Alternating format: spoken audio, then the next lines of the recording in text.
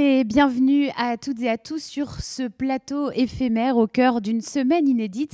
Vous le savez maintenant, en attendant le prochain carrefour de l'orientation des métiers et de l'entreprise repoussé d'une année, nous nous retrouvons ici dans les locaux de la future maison de l'orientation et de l'enseignement supérieur pour remplacer les traditionnelles tables rondes par des plateaux télé éphémères. L'occasion d'échanger pour éclairer, inspirer les jeunes, leurs familles, les moins jeunes aussi, en essayant d'apporter des réponses, des pistes, des clés pour avancer en fonction des envies de ce qui peut faire vibrer. Cette émission est consacrée à la mode, un mot qui est évidemment profondément ancré à l'histoire scholtaise, qui a tissé de solides bases de formation dans le luxe comme dans le savoir-faire artisanal. On va y revenir depuis le passé historique de ce territoire. Autour de moi, pour cette première partie, des représentants du monde des entreprises. Pour des raisons sanitaires, nous allons diviser cet échange en deux parties. Et donc, la première partie est consacrée à vous, entreprises, qui représentez chacune et chacun une facette ou un morceau du puzzle constituant la mode sur ce territoire. Bienvenue à Cindy Letellier. Bonjour. Bonjour. Merci. Responsable des ressources humaines du groupe Mullier Flory. On reviendra sur l'entreprise et sur chacun. Bonjour Laurent. Bonjour à tous. Laurent Vandenborg, délégué général de la filière textile mode luxe chez Mode Grand Ouest. Et bienvenue à Anne-Céline Humeau. Bonjour. Bonjour, directrice chez Humeau Beaupro, Beaupi. Et la première question pour chacun, eh bien, c'est de nous dire ce qui se cache derrière ces appellations, ces titres. Mullier Flory, c'est quoi il s'y passe quoi? Quel type de métier on peut exercer dans cette entreprise? Alors, Mullier Flory, c'est une entreprise qui crée et fabrique des vêtements professionnels, donc vraiment à destination des entreprises. Qu'est-ce qu'on trouve comme métier? On trouve beaucoup de choses. On va commencer par le style. Ensuite, on va avoir des gens qui montent des vêtements, donc des mécaniciennes en confection. On va avoir des gens qui travaillent au bureau d'études, des modélistes, des agents des méthodes. Voilà, on a beaucoup de métiers différents. Combien de salariés dans l'entreprise? 230 personnes aujourd'hui. Ouais, donc c'est une belle structure. Belle structure. Déjà. Merci beaucoup. Je reviens vers Laurent après, mais peut-être Anne-Céline, donc autre domaine, puisque là, on parle de chaussures plutôt, avec Humeau Beaupro et Beaupi. En effet, donc nous on est fabricant de chaussures, on fabrique des chaussures pour enfants en cuir et on est le dernier injecteur français de bottes, sandales, sabots en PVC. Et la particularité de la chaussure, c'est que c'est des métiers encore de main-d'œuvre importants et on allie à la fois l'artisanat et l'industrie. Et donc ce sont des métiers passionnants. Combien de personnes pour essayer de dimensionner 130 personnes en France. 130 personnes en France, d'accord. Alors Laurent, ce n'est pas une entreprise mais une filière qui se cache derrière Mode Grand Ouest. Oui, alors moi je représente donc un réseau d'entreprises qui est le principal réseau des industriels de la mode en France, en nombre d'entreprises présentes et en nombre de salariés. Mode Grand Ouest, c'est aujourd'hui 110 entreprises membres et pas très loin de 5000 salariés dans ces entreprises et pas très loin de 500 millions d'euros de chiffre d'affaires réalisés. Donc c'est une activité importante. Pour se remettre quelques chiffres en tête, je pense que c'est important. La mode en région Pays de la Loire, c'est 11 500 emplois. C'est la 4e région de France par importance et je souligne dans une région qui n'a pas été remembrée, contrairement à beaucoup d'autres régions qui ont coagulé 3-4 régions, ce qui a changé un peu la clé de répartition. Et puis c'est la région dans la mode où le niveau de recrutement est le plus élevé, puisqu'il était en 2019 de 9% des emplois par rapport à 2018, et il est 3 fois plus élevé en moyenne que la moyenne nationale dans la mode. Voilà. Si je vous dis mode à tous les trois, comme ça, spontanément, vous répondez quoi par rapport à vos univers professionnels? Alors évidemment, c'est la magie de la création. Et quand on pense mode, on pense d'abord à style, stylisme. Mais c'est pas que ça, en fait. C'est toute la magie qu'il y a derrière de venir créer et concevoir des produits et de partir, alors pour la chaussure, de matériaux en 2 dimensions et de venir créer quelque chose en 3 dimensions. Donc il y a toute la magie de cette création, de cette conception. Donc magie. Et pour vous, Cindy, ça résonne comment, mode? Pour le vêtement professionnel, ça peut paraître particulier, mais on pense au style aussi, beaucoup. C'est quelque chose qui est important aujourd'hui pour les entreprises qui sont nos clients. Et Du coup, et derrière, on a aussi bien sûr toute la confection, la création et surtout, oui, de la passion. Enfin, nous, on a des gens qui sont passionnés et donc passionnants également. Pour bien comprendre, pour les personnes qui nous écoutent, vêtements professionnels, vêtements d'image, est-ce qu'on peut avoir des exemples comme ça de tenues qui sont créées et qui naissent dans les bureaux de Mulliez Fleury et qu'on peut retrouver Ça va être des entreprises comme ce qu'on peut retrouver dans le transport public, par exemple. D'accord. Quand on prend le train ou le bus, on est souvent confronté à des gens qui sont habillés par Mulliez Fleury. D'accord. Ça va être aussi des entreprises dans la grande distribution. Voilà, quand on fait ses courses, on a souvent l'occasion aussi de croiser des gens qui sont habillés par nous. D'accord. Donc il y a la notion d'image, mais aussi de confort, oui, évidemment, très qui importante. doit être très importante. Merci beaucoup. La mode. Moi j'ai trois flashs qui me viennent immédiatement. Le premier, il sera national, c'est que Paris est la première capitale par importance mondiale aujourd'hui dans le domaine de la mode. Donc notre pays est un pays qui occupe une place premium dans l'environnement mode planétaire. La deuxième chose qui me vient immédiatement en tête, que j'ai entendu dans la bouche de beaucoup de collaborateurs, beaucoup de chefs d'entreprise, c'est que c'est une véritable aventure humaine. C'est-à-dire qu'au sein de nos entreprises, la façon de faire les choses nécessite de le faire ensemble et compte tenu de la dynamique qu'il y a dans ce métier, on parle vraiment d'aventure humaine, c'est un mot qui revient très souvent. Et le troisième, pour moi, qui me résonne également énormément dans tous les milliers d'échanges que j'ai pu avoir, c'est la notion de passion. On croise dans cet environnement des gens excessivement passionnés et qui viennent réaliser quelque chose qui dépasse un acte de travail. Pour les jeunes et leurs familles qui nous écoutent, des personnes qui peut-être hésiteraient, est-ce qu'on peut vraiment envisager une carrière aujourd'hui dans ces métiers, derrière la passion, les paillettes, ce qu'on peut avoir comme première image comme ça, qu'est-ce qu'il y a comme réalité professionnelle, comme perspective d'évolution ? Alors, il y a évidemment plein de métiers différents et plein de particularités. Ce qui est sûr, c'est qu'effectivement, c'est des métiers dans lesquels on ne s'ennuie jamais. Parce que pour rebondir sur ce que disait Laurent, en fait, tous les 6 mois, on recrée des nouvelles collections et on recommence et on réécrit tout à zéro. Donc, on ne s'ennuie jamais. On est toujours dans une dynamique permanente et de création. Et après, c'est des métiers totalement différents qui vont pour la chaussure, de la création, du patronage, de la coupe, de la piqûre, du montage, et tout un ensemble de métiers qui se complètent et dans lesquels on travaille en équipe et tous ensemble. Dans quel type d'environnement de travail ? À quoi ressemble un atelier de confection ? Qu'est-ce qu'on peut, voilà, comment ça se passe ? C'est un mix entre une partie très manuelle et très artisanale. Et l'industrie, et tout va s'imaginer demain aussi dans cette industrie 4.0 où du coup on va inventer des nouveaux métiers et ça c'est ce qui va être génial demain, c'est que ce qui est aujourd'hui très artisanal va devenir demain très technologique. Oui.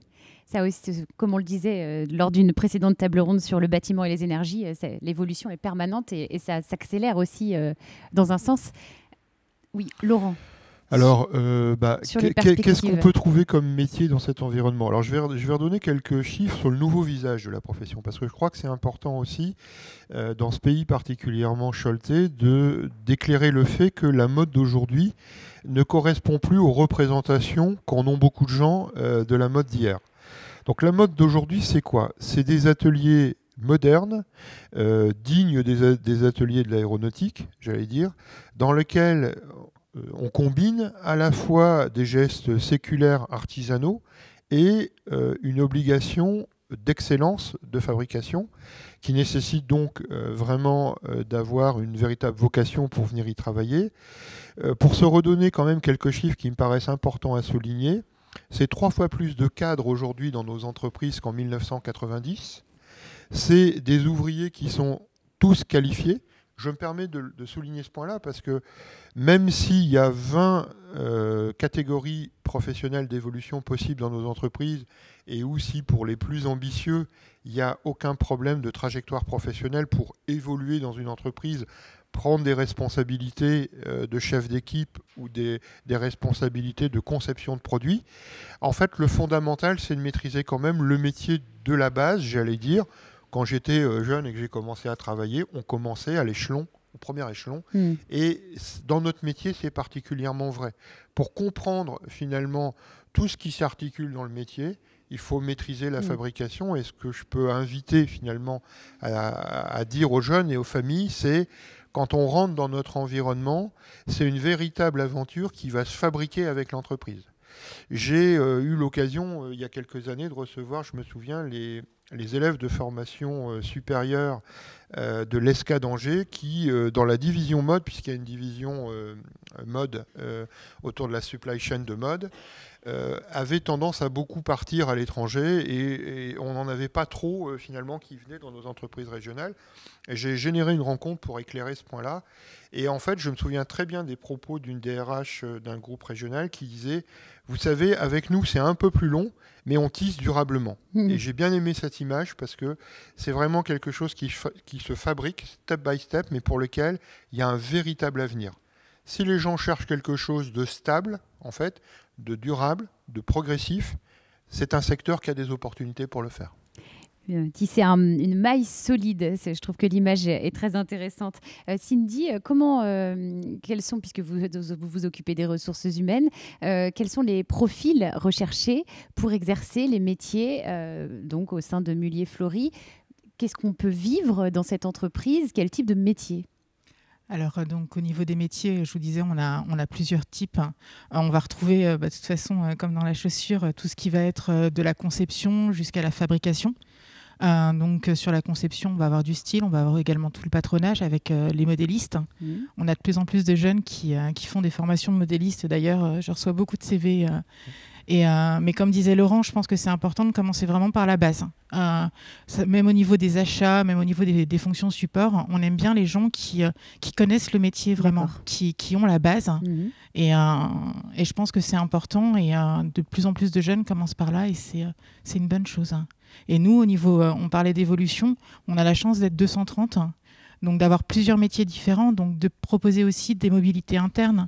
Quand on rentre chez nous, souvent, la plupart des gens qui sont aujourd'hui dans l'entreprise sont là depuis 10 ans, 20 ans, 30 ans. Avec une navigation interne. Oui, certains ont vraiment commencé dans les ateliers et sont aujourd'hui directeurs. Je pense notamment à un de mes directeurs qui a une super progression et une très belle carrière. Alors sur les profils recherchés, c'est une question pour tous les trois. On peut commencer avec vous, Cindy. Qu'est-ce que vous attendez finalement des candidats, des jeunes ou des personnes qui sont attirées par ces métiers-là? Ou qu'est-ce que vous pourriez leur dire peut-être? Alors, qu'est-ce qui va nous attirer? Déjà, pourquoi ils ont choisi quelle est leur motivation en fait? Moi, je sais que je fonctionne beaucoup à ça. Qu'est-ce qui leur plaît? Qu'est-ce qu'ils ont envie de faire? Et c'est par rapport à ça où on va pouvoir se dire, on peut vous orienter sur tel poste ou sur tel poste. Nous, on recrute quand même assez régulièrement. Donc c'est lors du premier entretien, on va pouvoir se dire qu'est-ce qui vous a conduit à faire cette formation et qu'est-ce que vous avez envie de faire dans votre vie en fait. Et il y a du potentiel de recrutement chez vous aussi? Oui. Sur quel métier en particulier, juste pour terminer? On recrute des monteuses prototypistes, des agents des méthodes, des services support, des commerciaux, un peu de tout. D'accord. Qu'est-ce qu'on peut dire à des jeunes, des personnes qui sont attirées par ces métiers? Moi, j'ai pris l'habitude d'avoir une approche un peu qui est l'antithèse de l'approche vraiment régulière d'avoir un diplôme. C'est-à-dire qu'en fait, qu'est-ce qu'on cherche? On cherche d'abord des gens qui aiment bien travailler avec leur tête et leurs mains, qui savent travailler en équipe, parce que, je l'ai dit tout à l'heure, c'est une aventure humaine, donc forcément, il y a une capacité de fonctionner avec les autres qui est importante. On est dans un métier qui est excessivement dynamique, donc il ne faut pas avoir peur du changement, quelque part, qui est très régulier avec les collections, les clients, et il faut être à l'aise avec ça. Il faut aimer, j'allais dire, ce mouvement permanent. Voilà.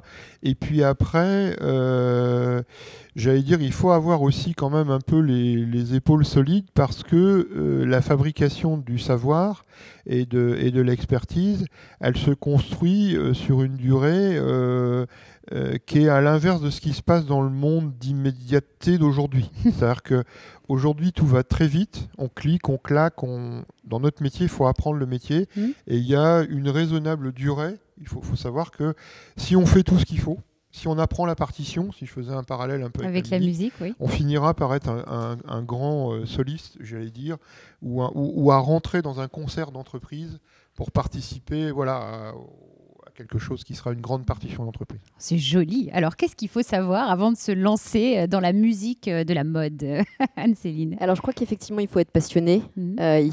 C'est un métier de passion.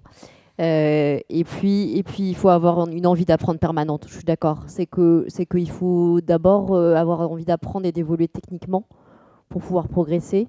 Et il faut maîtriser la base technique pour pouvoir progresser dans l'entreprise. Un mot qui, selon vous, symbolise la réussite ou un mot qui va bien avec cet univers-là pour vous, Anne-Céline, puisque vous avez le micro. Je dirais la curiosité et l'ouverture d'esprit, parce que ça permet d'avancer et d'évoluer avec la mode en permanence et de se renouveler en permanence. Et oui, puisqu'on l'a vu, ça évolue de façon saisonnière. Merci. Un mot, Laurent. Moi, je trouve que c'est un environnement professionnel extrêmement pétillant. C'est-à-dire qu'on voit bien qu'aujourd'hui, malgré une année des plus particulières, tous nos clients, j'allais dire, ont réinventé leur métier, ont réalisé les Fashion Week dans des conditions nouvelles, numériques. Ce que je trouve absolument passionnant dans ce métier, c'est qu'on a l'impression qu'il est absolument sans limite. C'est-à-dire que quel que soit ce qui se présente, ce métier a cette capacité de résilience et de se réinventer. Je crois que dans ce territoire, on en est tous une belle preuve, finalement, dans les entreprises qui sont là. C'est cette capacité à se réinventer permanente qui est, dans le fond, très rassurante. Pétillant, je prends. Dernier mot pour vous, Cindy. Moi, je dirais l'adaptabilité. Enfin, voilà, on reprend un petit peu ce qui se disait. Alors, nous, on n'a pas de collection, mais on a des clients, donc des changements permanents. Donc, des gens qui sont toujours en adaptation, en fait, pour faire ce qui est demandé au fur et à mesure. Adaptabilité, pétillant, curiosité. Pour terminer, je vous propose un petit jeu. On voyage dans le temps. Tout d'un coup, là, je vous projette dans votre peau de collégien, au moment de faire le choix sur votre orientation. On vous pose la question, qu'est-ce que vous répondez? Vous avez toute la possibilité de choisir ce qui vous plaît. Quel est le choix que vous faites? Sur une formation, si c'était à refaire. Si c'était à refaire, moi je repartirais sur un métier, un CAP couture floue, vraiment pour apprendre les bases. La couture, c'est quelque chose qui me passionne à titre personnel, donc voilà, je repartirais vraiment sur les bases pour tout apprendre et pouvoir évoluer ensuite éventuellement sur d'autres choses. D'accord, merci beaucoup. Même question pour Laurent. Alors moi j'aurais embrasé le métier d'architecte. Mais je crois que c'est un peu ce que je fais dans mon métier. C'est une autre façon de faire de l'architecture.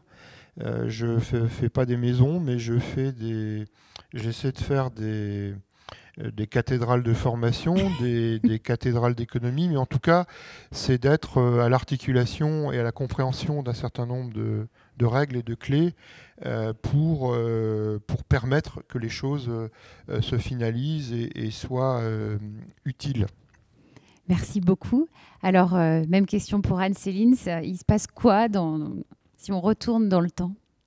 Alors moi, je crois que je ferais la même chose que ce que je fais aujourd'hui parce que je m'amuse et que ça me plaît beaucoup. Mais si j'avais un conseil à donner, c'est poser des questions, regarder, renseignez-vous. Et alors, n'hésitez pas à contacter les professionnels parce que nous, on est à disposition de tous ces étudiants pour leur répondre et les orienter sur des métiers qu'ils ne connaissent pas et qu'on peut leur faire découvrir. Donc, il y a les fédérations, il y a le groupement régional de la chaussure qui est disponible pour répondre à des questions. Et nous, professionnels, on est disponible. Donc, il ne faut surtout pas hésiter à nous contacter. Merci. Merci beaucoup à tous les trois. Merci. Un dernier mot Laurent? Un dernier mot quand même, parce qu'on est dans un contexte où l'emploi, j'allais dire, est un sujet forcément perturbé par ce qui se passe. Et je voudrais quand même annoncer que le secteur maroquinerie recrutera probablement 500 personnes cette année, il faut le savoir. C'est-à-dire que même dans cette période difficile, notre niveau de recrutement est de la moitié de ce qu'on fait d'habitude constaté en 2020. C'est-à-dire qu'on recrute habituellement 1400 personnes par an dans la mode en région Pays de la Loire. Ce sont des chiffres officiels de l'Observatoire régional des compétences industrielles. On en a recruté un peu plus de 700 cette année. On est sur une remontée d'activité en 2021 pour retrouver, on l'espère, un terrain plein d'activité en 2022. Donc en tout cas, on est dans un secteur qui sera peut-être dans les premiers secteurs à recruter et je voulais le souligner. Eh bien, c'est important et je propose qu'on termine cette première partie de table ronde sur cette bonne nouvelle. Vous l'avez compris, les métiers de la mode sont à la fois des métiers de passion, où on pétille et où on peut aussi être un peu dans le lyrisme, la musique, la poésie, le travail, le savoir-faire. Et on va donc maintenant accueillir les établissements de formation pour essayer de comprendre les meilleurs moyens d'atteindre ces métiers sur le territoire du Choletais. À tout de suite. Merci à tous les trois.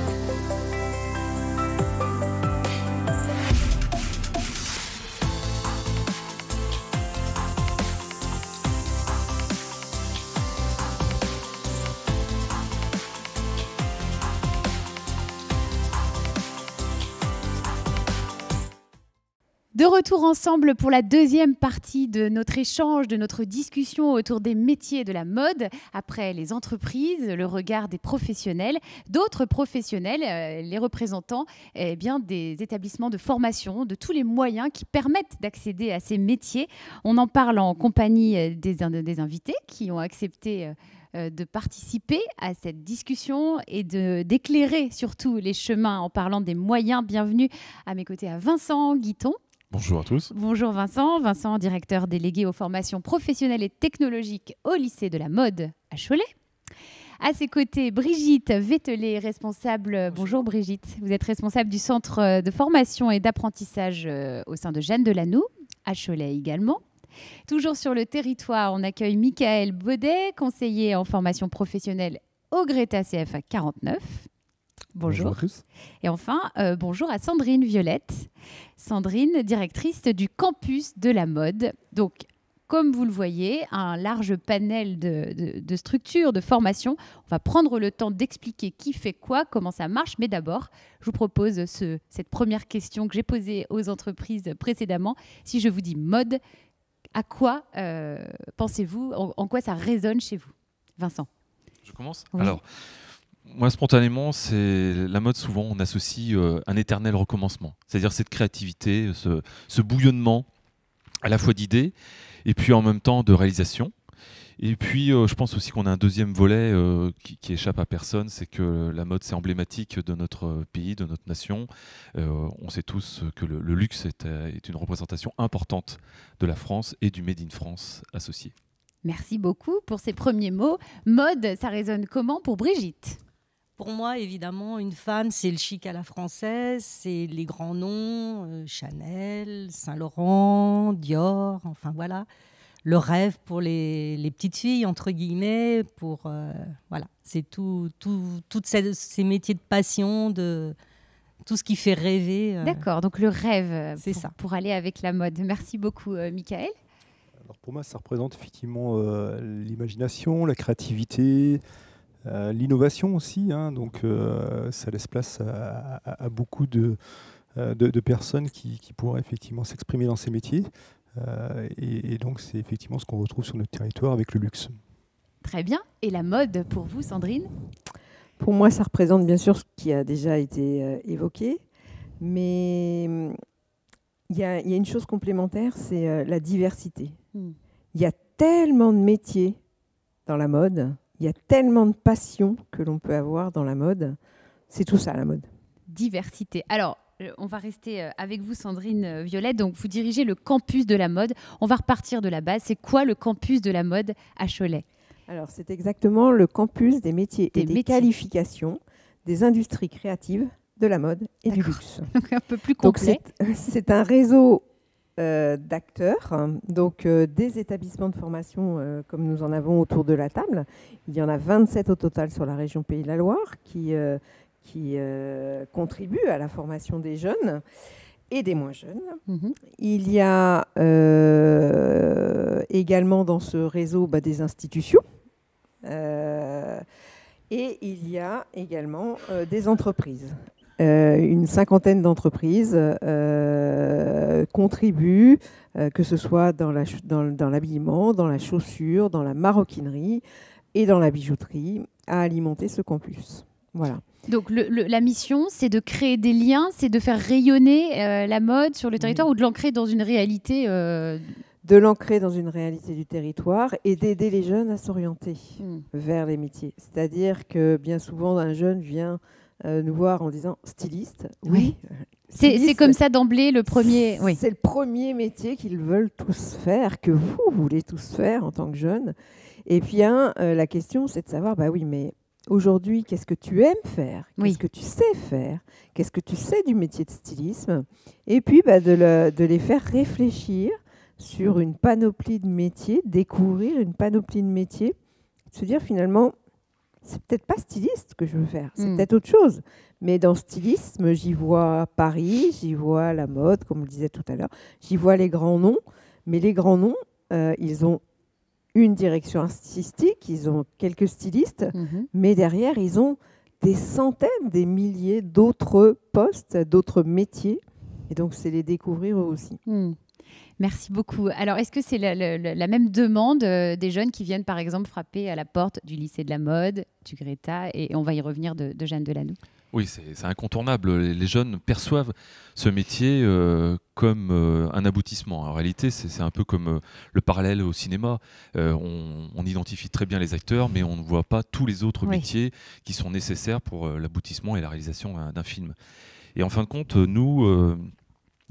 effectivement, on essaye au maximum de sensibiliser les jeunes sur la diversité des métiers qui sont possibles, mais on les invite aussi à dire mais venez tester la mode, venez goûter à la mode et vous allez y découvrir ces autres métiers. Parce que les expliquer, c'est bien, mais les faire vivre de l'intérieur à travers une formation et un cursus de formation qui peut s'échelonner sur 3 ans, 5 ans ou plus même, ça va leur permettre de découvrir.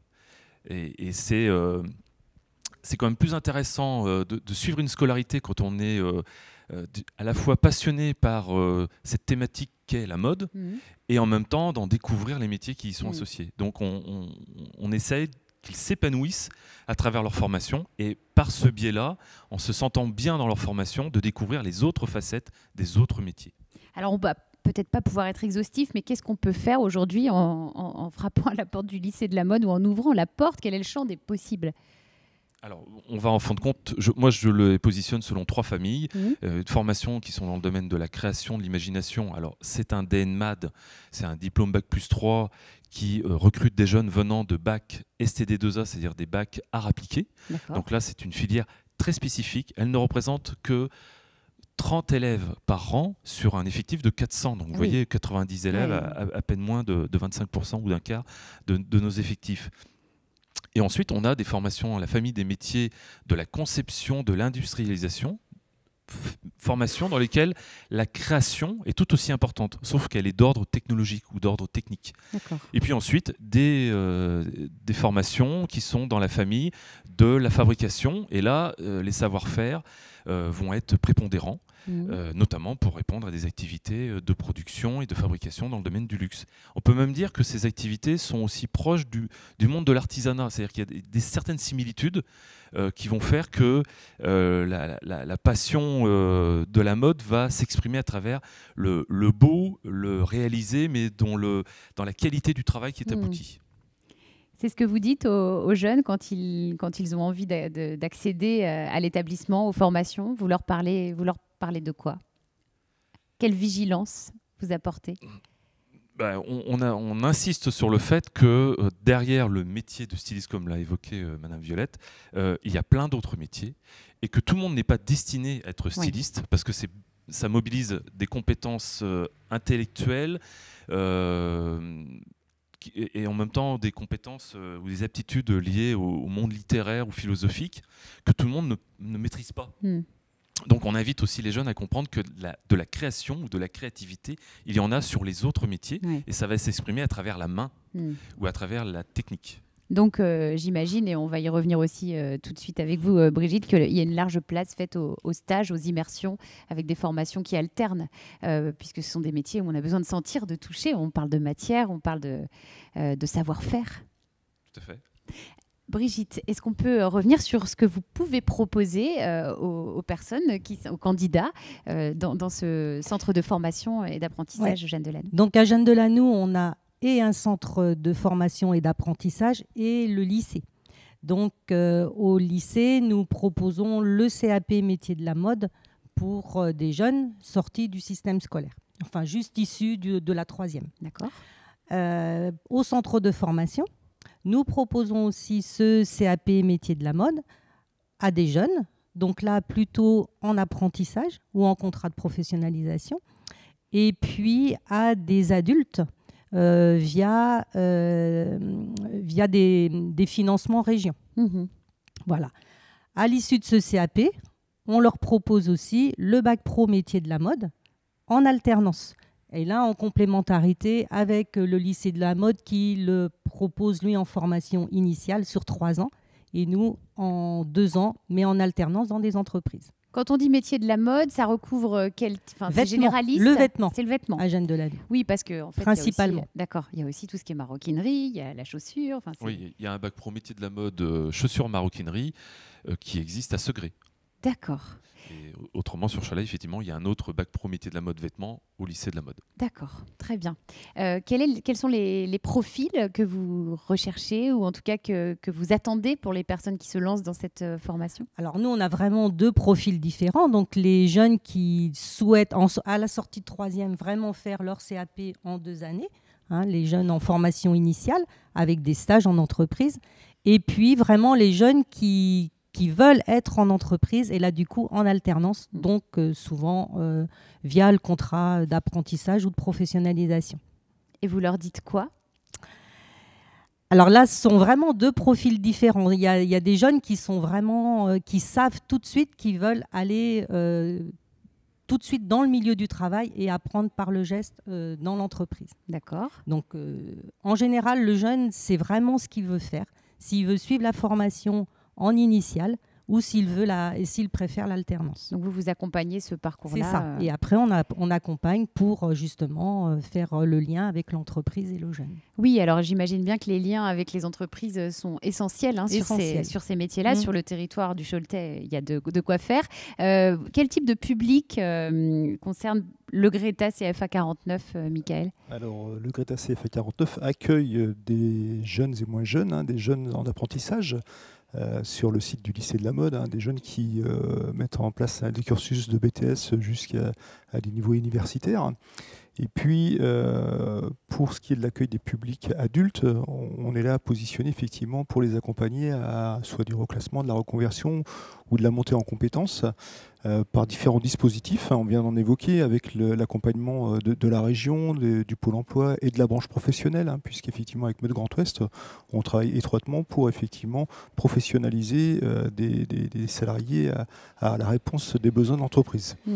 Donc on touche tous ces publics sur des métiers qui sont liés aux vêtements et aussi au cuir, à la maroquinerie, avec des cursus qui vont du CAP jusqu'au BTS et aussi des titres professionnels qui sont délivrés sur des formations qui sont un petit peu plus courtes.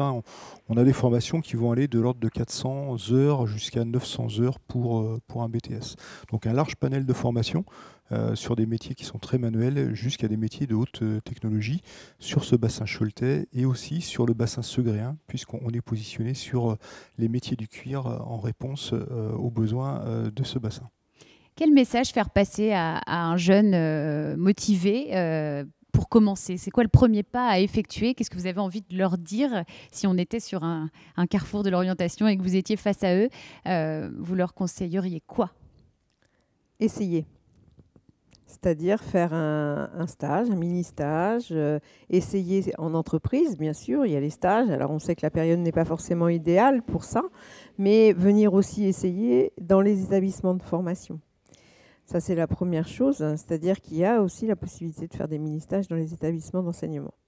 La deuxième chose que je leur dirais, c'est connaissez-vous vous-même, c'est-à-dire posez-vous les bonnes questions, par rapport à ce que vous voulez faire là, maintenant, et par rapport à ce que peut-être vous aurez envie de faire demain. Voilà. Donc, c'est des questions à se poser et on essaie de les accompagner pour se positionner, dans les salons en tout cas. Quand on échange avec les parents en journée portes ouvertes, c'est également ce que l'on fait. C'est-à-dire qu'on essaie de bien établir, de mettre en parallèle l'envie. On parlait d'envie d'apprentissage tout à l'heure. Il y a des jeunes qui ont envie d'aller en apprentissage, d'autres pas. Mais il y a aussi des jeunes qui ont envie d'aller en apprentissage, mais qui n'ont pas forcément la maturité pour l'apprentissage. Et donc, c'est pouvoir expliquer ce que ça implique dans leur quotidien. Qu'est-ce que ça implique dans un quotidien d'être apprenti? Qu'est-ce que ça implique dans un quotidien d'être en bac professionnel ou en formation BTS ou autre, ou en DN Maths par exemple? Qu'est-ce que ça implique de vouloir être styliste au quotidien, dans la vie d'étudiant d'abord et dans la vie ensuite professionnelle. Donc être bien conscient et bien préparé en tout cas pour pouvoir ajuster sur mesure les envies à la réalité. Quel message vous auriez envie de faire passer aux jeunes, Vincent, sur une base de motivation? Eh bien, qu'ils se fassent confiance. C'est-à-dire que quelque part, qu'ils comprennent qu'à travers un cursus de formation dans la mode, ils vont s'épanouir, ils vont se révéler et ils trouveront un débouché avec un métier qui leur correspondra. Parce qu'en fin de compte, on aura à travers ce parcours déterminé quelles sont leurs aptitudes ou quelles sont leurs capacités les plus propres ou les plus appropriées à pouvoir leur permettre une insertion professionnelle et puis en même temps un parcours professionnel épanoui. Se faire confiance. Michael, votre message, ça serait quoi? J'aurais un message aux jeunes et à leurs parents. En fait, quand on est jeune, je pense qu'on a un certain nombre de rêves, on est passionné. Et je crois qu'effectivement, il faut répondre dans un premier temps à ce désir. Donc ça veut dire que les parents aussi doivent aussi croire au projet de leur enfant. Et pourquoi je dis ça? Parce qu'en fait, on a un système éducatif et de formation en France qui est plutôt bien fait, parce qu'il y a l'école de la seconde chance, et on a le droit de se tromper, c'est ce que ça veut dire. Et quand on souhaite du coup se re-questionner, que ce soit à 25, 30 ans, 40 ans, on peut le faire, et on peut de nouveau rentrer dans un cursus de formation. Et ce qui est très important aujourd'hui, puisqu'il faut penser comme ça. Je pense qu'effectivement, aujourd'hui, un cursus professionnel d'activité passe par des moments de formation. Oui, donc suivre le désir initial, en tout cas ce qui fait vibrer. C'est ça. Vivez votre passion, oui. Et quand on est passionné, je pense qu'on y arrive par n'importe quel chemin. Oui, c'est ça. Même si on commence très bas, à force quand on est... Voilà. La passion mène loin. Merci beaucoup. Je vous propose une dernière question en guise de conclusion. Un petit voyage dans le temps proposé à tous les intervenants, et vous l'avez entendu dans la première partie. On vous téléporte aujourd'hui, janvier 2021. Hop, vous êtes au collège ou au début du lycée ou fin de collège. On vous demande, voilà, Vincent, qu'est-ce que vous voulez faire plus tard? Moi, je pense que si j'étais collégien et que je vois comment la mode en tout cas, comment l'impact des technologies digitales à l'image de la réalité virtuelle, de la réalité augmentée, est en train de modifier aussi les concepts de la mode. Je chercherai par tous les moyens à aller dans une formation. Alors, je ne sais pas si c'est celle de la mode que je choisirais ou celle de la technologie digitale, mais toujours est-il que là, on voit qu'il y a des choses qui sont fascinantes, qui vont révolutionner et puis en même temps qui vont probablement apporter un autre regard ou un autre mode de fonctionnement et de commercialisation de la mode et qui sait d'aller vers ce fameux sur-mesure à l'unité pour chaque individu, à la fois morphologique, à la fois esthétique. Le rêve. Voilà. Merci beaucoup. Et oui, qui sait, on fait le même petit exercice avec vous, Brigitte. Vous avez besoin d'un peu de réflexion? Non, pour moi, ça serait transmettre. Alors, transmettre. Alors, moi, c'est difficile parce que je ne suis pas du tout du secteur de la mode. Je suis plutôt dans les mathématiques. Mais transmettre ma passion, donc si c'est au niveau de la mode, mais aussi des mathématiques. Vous iriez vers quelque chose qui vous permette d'être dans la transmission, en tout cas. Okay, et transmettre une passion. Ouais, on l'a entendu, ça, cette notion de passion. Michael, vous feriez quoi si vous aviez le droit de recommencer, une deuxième chance? Mais j'ai déjà recommencé beaucoup de fois, donc je ne changerai Réinitialisation permanente. Je ne rechangerai rien, effectivement, parce que on a tous notre parcours professionnel, et puis le mien me convient très bien, en fait. Pour la petite histoire, je vais le citer en exemple parce que je pense que ça peut aussi intéresser. J'ai commencé, on va dire, par un CAP d'électricien. Vous voyez qu'aujourd'hui, je suis autour d'une table ronde et je parle de la mode. Donc on imagine un petit bout de chemin qui a été fait par plein d'autres métiers, et puis d'autres qualifications, jusqu'à un master en ingénierie de formation. Donc ça a été en permanence une remise en question. Et je pense que c'est important, effectivement, de penser de cette façon-là. Alors peu importe d'où l'on part, mais je pense effectivement qu'il faut s'adapter à son environnement, à son époque, etc.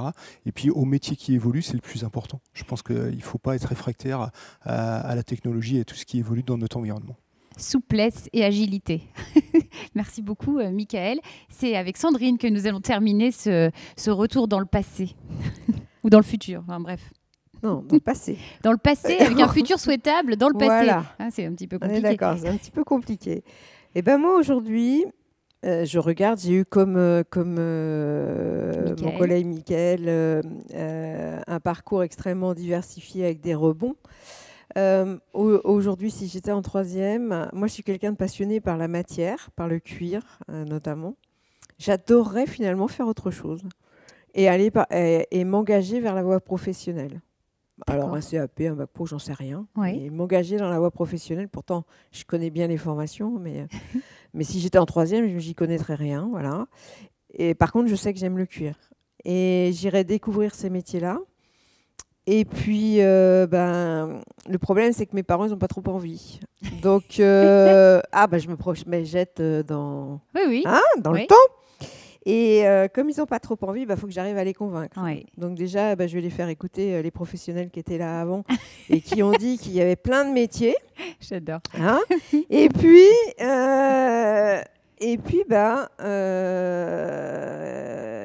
je vais essayer de les convaincre à tout prix parce que la voie professionnelle aujourd'hui, c'est une voie d'excellence. Et oui, évidemment. Et il n'y a pas que à Paris qu'on le dit. On me le dit au collège, on me le dit partout. Donc, il faut bien que j'y croie. Voilà. Et honnêtement, j'espère que je vais réussir à les convaincre pour aller dans la voie professionnelle. On l'espère pour vous. Et puis dans le cuir, si j'arrive pas à aller dans le cuir, honnêtement, j'irai dans le vêtement et puis j'irai dans le cuir après, ou je ferai la voie générale et puis j'irai dans le cuir. Voilà. Et puis tu emmènerais tes parents aux portes ouvertes ou au salon, évidemment. ou au forum. Bien évidemment. Alors, malheureusement, cette année, on sait tous que ça va être très compliqué, donc il faut inviter tes parents à consulter les sites internet des organismes de formation. Et du campus. Et du campus. Vous êtes formidables. Merci beaucoup. Merci d'avoir joué le jeu. Merci pour vos confidences et merci de montrer cet enthousiasme. On sent la vibration positive autour de ces métiers depuis la première partie tout à l'heure avec les entreprises jusqu'à la fin de cette deuxième partie. Merci à tous les quatre. Ainsi s'achève cette émission consacrée au métier de la mode et on vous laisse avec un témoignage en compagnie d'Angéline Durand. Elle est étudiante au lycée de la mode. Merci et bonne fin de journée à toutes et à tous. Bonjour, je m'appelle Angéline Durand, j'habite au Boupère et je suis en titre professionnel couturier en atelier mode et luxe, donc au lycée de la mode à Cholet, et je fais mon alternance à l'atelier de Saint-Michel à l'EPO. J'ai choisi la mode car j'ai toujours aimé les vêtements, particulièrement le luxe. Fabriquer mes vêtements moi-même, c'est comme un rêve. Le lycée de la mode correspond à mes attentes car c'est un lycée fixé sur la mode et le vêtement particulièrement. C'est un établissement très formateur. Mon avenir professionnel, je souhaiterais plus tard donc évoluer et devenir pourquoi pas prototypiste ou responsable d'équipe par la suite après avoir fait mon expérience en piqûre. Pour moi, l'alternance, c'est quelque chose de très bien pour se lancer dans la vie active et ça permet donc de commencer par l'école et l'entreprise en même temps. Les conseils que je pourrais donner pour les futurs apprentis, c'est de bien choisir son entreprise et être fixé sur l'école et le travail à la fois et pour se lancer dans la vie active petit à petit.